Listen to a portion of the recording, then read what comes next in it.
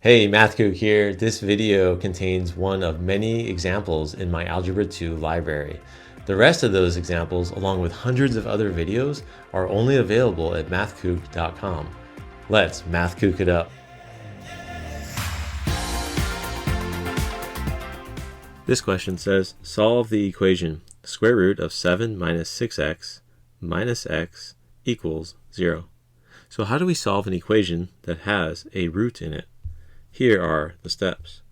Step number 1, isolate the radical. Number 2 is square both sides of the equation to eliminate the radical. Sometimes you need to cube it depending on the root. Step number 3 is check your answers because they may be extraneous. An extraneous solution is one that I call a fake solution, so if you plug it back into the equation, it does not satisfy the equation. Alright, so let's go ahead and get started. Here's our equation. We want to isolate the radical.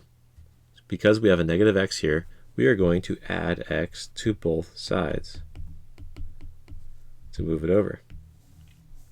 The x's cancel. On the left side, we are left with square root of 7 minus 6x equals, on the right side, we have 0 plus x, which equals x. Next, step 2. We want to square both sides of the equation to eliminate the radical. Because we have a square root, we want to do exactly that and square both sides. Alright, on the left side, the square root and the square cancel out. That's why we're squaring both sides. So we're left with 7 minus 6x. On the right side, we have x squared, which just is x squared. Alright, next we have a quadratic here, so it's going to take a little bit more work to solve for x. We want to move everything to one side and set the quadratic equal to 0. Now I like to move everything to the side that has the positive x squared term in it. So we're going to move everything to the right side, which means I'm going to subtract 7 and add 6x to both sides.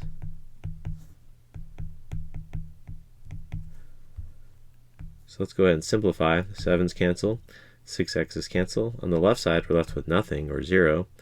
And on the right side, we're going to want to write the terms in standard form with the highest exponent first. So x squared plus 6x minus 7. Alright, now we try to factor this guy. So in our first parentheses, it's going to be x and x, because x times x gives us x squared. Now we need factors of 7. And notice it's a negative, so that tells us the signs are going to be different. Really important. Now the only factors of 7 are 7 and 1. Now, since the signs are different, we need to decide who's positive and who's negative. Well, that's where the middle term comes into play. Since we have a positive 6 on the middle term here, we need the bigger number to be positive. So in this case, we want the 7 to be positive. So let's try that. So plus 7 minus 1. So if we check, we're going to want to check the inside and then the outside and make sure they add up to 6x. Well, the inside is positive 7x, and then the outside is negative x when we multiply x times negative 1. So positive 7x minus x equals positive 6x. So this works. So now we set each of these factors equal to 0, and then we solve for x. So we have x plus 7 equals 0, x minus 1 equals 0. Solve for x, x equals negative 7. Move the 1 over, we get x equals 1. Now I'm not going to box the answers quite yet because remember, step 3, we have to check our solutions. So let's go ahead and bring up our checking here. So make it a little smaller. So now we're going to plug in. So let's try plugging in our negative 7 first for x. So we will get square root 7 minus 6, and then we'll put the negative 7 in blue just to show that that's where we're plugging in for x here. Minus, and then another negative 7. Alright, let's go ahead and simplify.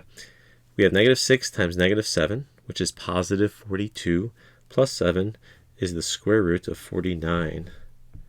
So we have the square root of 49, and then here we have minus 7, which is plus 7, equals 0. Square root of 49 is just 7, so that works out. Plus 7 equals 0. So we have 14 equals 0. Uh-oh, this does not work. So negative 7 did not satisfy the equation because we ended up with a false statement. So we go over here, I'm going to put an x through negative 7. So that did not work. That's an extraneous solution. Now let's check x equals 1. So now we're going to plug in 1 here and see what we get. So we have 7 minus 6. We'll plug in 1 minus, and then we have a 1 here equals 0. Alright, so here we have 7 minus 6, which is 1. The square root of 1 is 1. So we have 1 minus 1. And that equals 0. So 0 equals 0. So this works. So we'll put a check mark here. This one did not work, so we'll put an x there. So because x equals 1 satisfied the equation, we ended up with a true statement. That means x equals 1 is our only solution to this equation. Hey Kook, if you found this video helpful, hit that like button, subscribe, and drop a comment. For unlimited access to all of my Algebra 2 videos, visit mathkook.com. Thanks for watching.